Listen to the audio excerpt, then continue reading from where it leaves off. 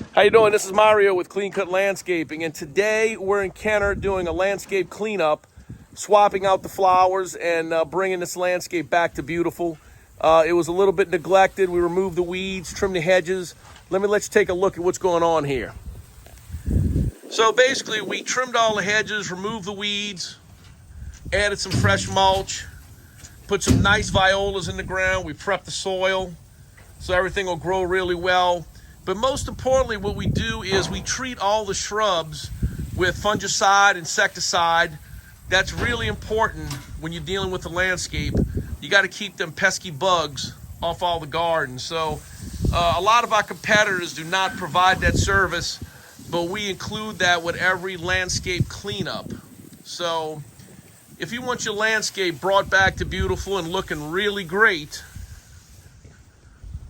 call Clean Cut Landscape, 504-415-1438, or you can visit us at cclanddesign.com.